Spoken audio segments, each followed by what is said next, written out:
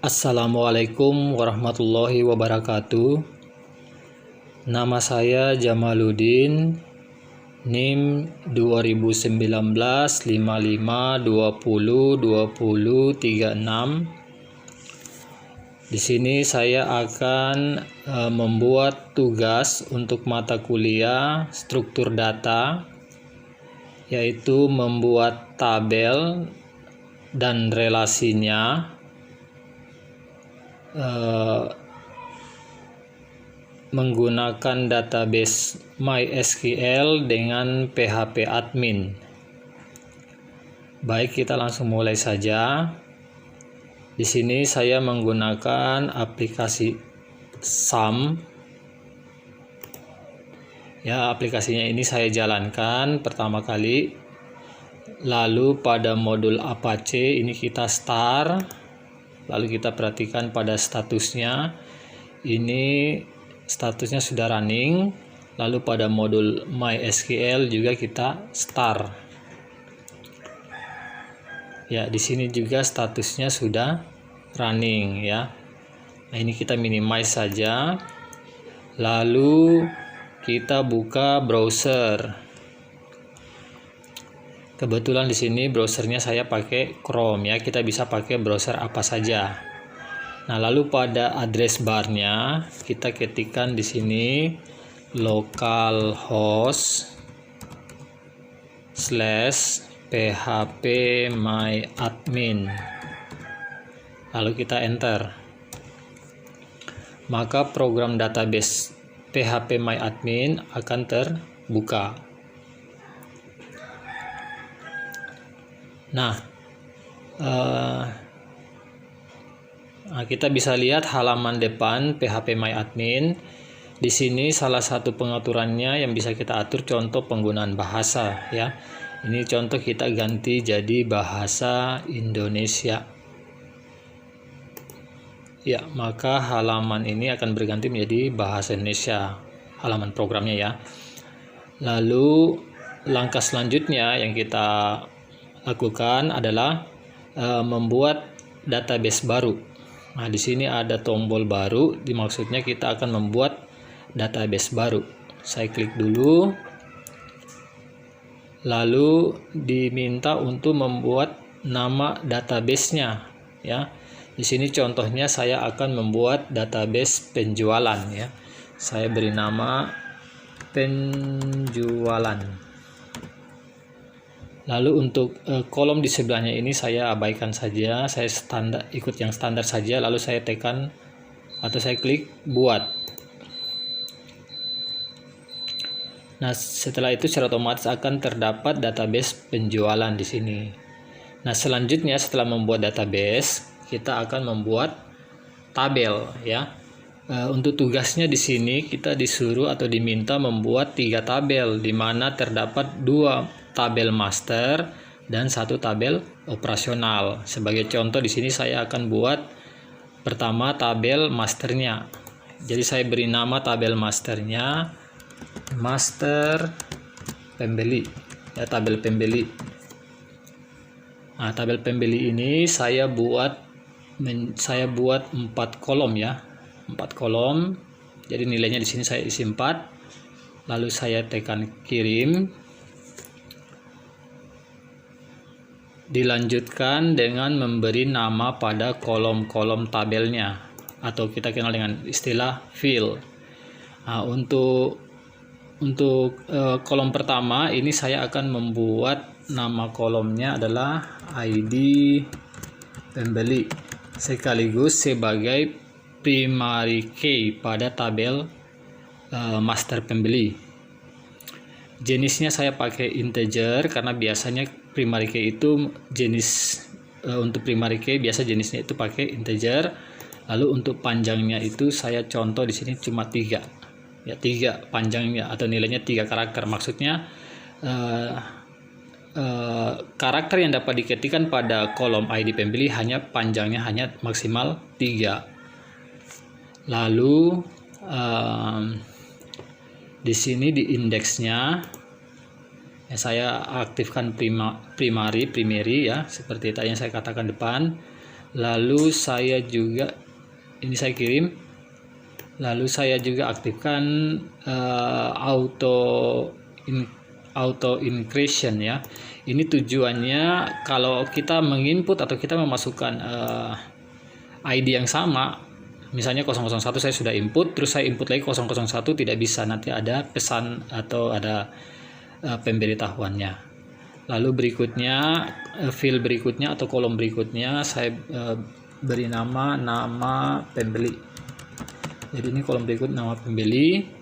Nama pembeli itu saya pakai jenis varchar ya. Panjang namanya itu misalnya saya buat aja 30. Jadi panjang nama maksimum itu banyaknya huruf dalam namanya itu 30. Berikutnya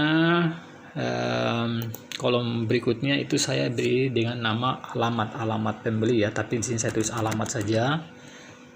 Alamatnya itu saya pakai sama varchar panjangnya, karena alamat bisa jadi panjang sekali, jadi saya bikin 50 panjang karakternya. Lalu berikutnya nomor telepon ya, nomor telepon pembeli. Saya pakai karakter saja ya, misalnya panjang nomor telepon ya 6 lah, panjang nomor telepon ya, di Kota Sorong kan rata-rata panjangnya 6 saja. Saya contohkan saya seperti itu. Nah setelah itu saya simpan ya, sudah saya simpan. Nah tabelnya sudah jadi seperti di sini ya, ini tabelnya. Nah, kita juga bisa lihat di struktur ini ID pembeli adalah sebagai primary key ya, atau kunci. Iya, berikutnya kita buat tabel yang kedua atau tabel master yang kedua. Di sini tabel master saya yang kedua adalah master barang. Jadi saya buat dulu, klik baru lagi pada database penjualan.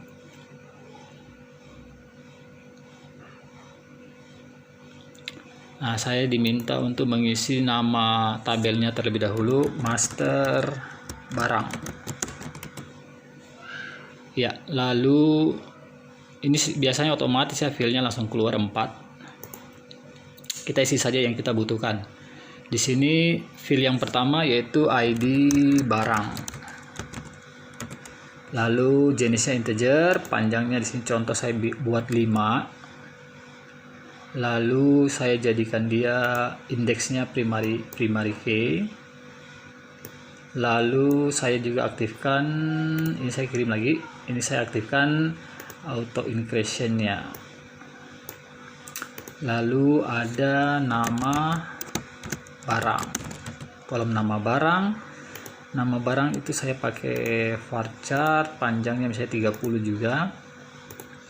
Terus harga barang saya integer. Kenapa saya pakai integer? Karena harga barang kan angka-angka mungkin sebentar mau dihitung ya, jadi saya pakai integer. Dan harganya itu misalnya paling banyak 10 karakter. Jadi kalau 10 itu sudah berapa ya? Sudah 1 miliar kali ya. Ya pokoknya lah seperti itu. Lalu karena sudah, berikutnya saya simpan.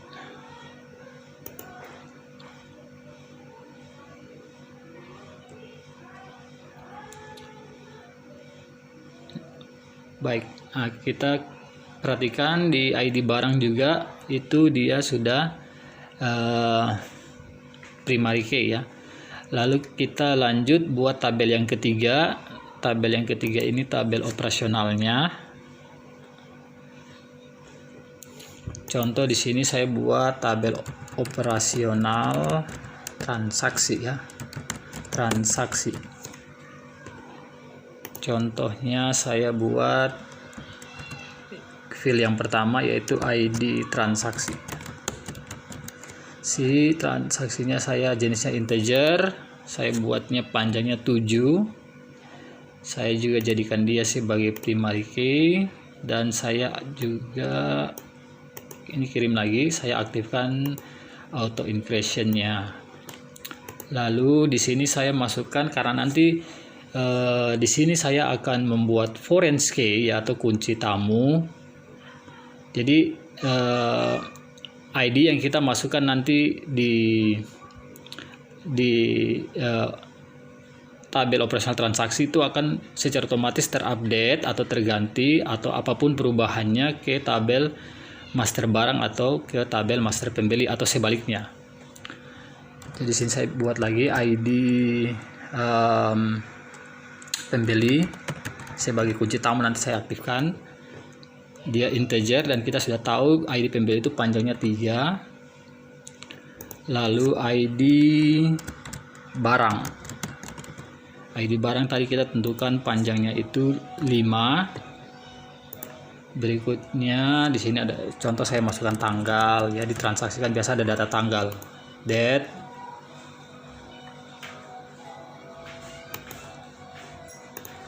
Iya. Lalu saya tambahkan satu kolom lagi, misalnya untuk kolom keterangan ini saya tekan tambah satu kolom, saya kirim, nanti saya diberikan satu field kosong. Ya, contohnya di sini keterangan. Ya, keterangan ini dia berupa variabel karakter. Ini saya isi contohnya 100. Setelah itu saya simpan.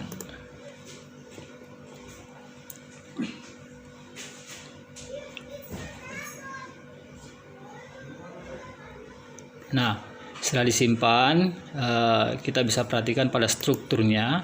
Nah, seperti tadi yang saya katakan depan, karena kita akan membuat foreign key, maka pada ID pembeli ini kita aktifkan index. Ya, jadi kita klik tombol lainnya, kita pilih index. Kita OK.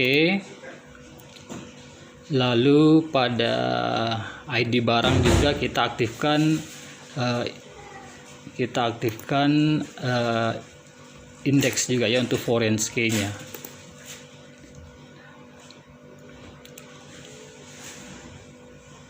Oke, setelah itu kita akan membuat relasinya ya. Nah, ini kita pilih database-nya, database penjualan. Lalu kita klik tombol lainnya. Lalu kita klik designer. Nah, setelah kita klik designer, maka akan tampil page halaman seperti ini. Ya, kita rapikan aja dulu. Ini contohnya tabel pembeli, saya letakkan di sini.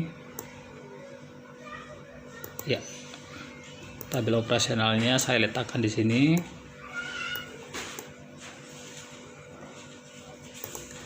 Oke.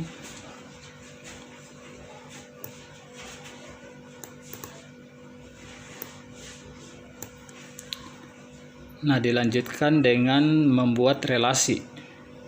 Saya akan membuat relasi ID pembeli pada ID pembeli yang ada pada tabel operasional transaksi. Saya klik create relation, ini ikonnya create relation. Lalu saya pilih kunci ya. Lalu saya pilih kunci tamunya. Ya, ID pembeli tadi saya pilih, lalu saya klik di ID pembeli. Nah, ini ada keterangan seperti ini. Ya, saya kurang terlalu paham yang bagian ini. Ini kita abaikan saja, kita kosong saja, lalu kita OK. Tapi kalau menurut saya sih, ini kalau ada perubahan yang terjadi di antara salah satu tabel ini, nanti datanya terupdate otomatis. Itu yang saya ketahui. Coba kita OK saja.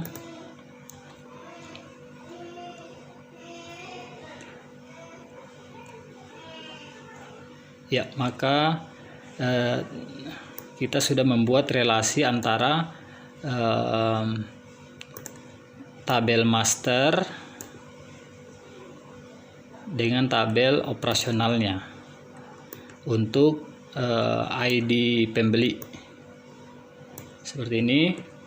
Lalu saya juga akan membuat relasi antara tabel master barang ke tabel operasional transaksi pada ID barang. Lalu saya klik create relation, saya pilih primary key-nya dulu, ID barang, lalu saya klik foreign key-nya, ID barang pada tabel operasional transaksi. Nah, ini bisa kosong saja, oke.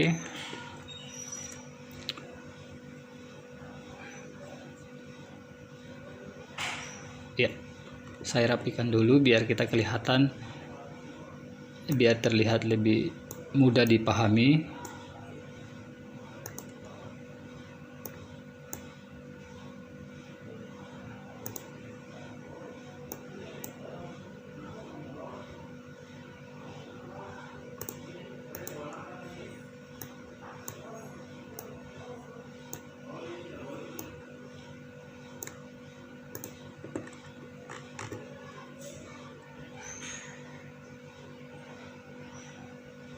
Ya, jadi tampilan desain ini untuk mempermudah kita atau orang mungkin yang mau melihat database-nya tahu, oh ini dia berelasi sama tabel apa berelasi dengan tabel apa ya.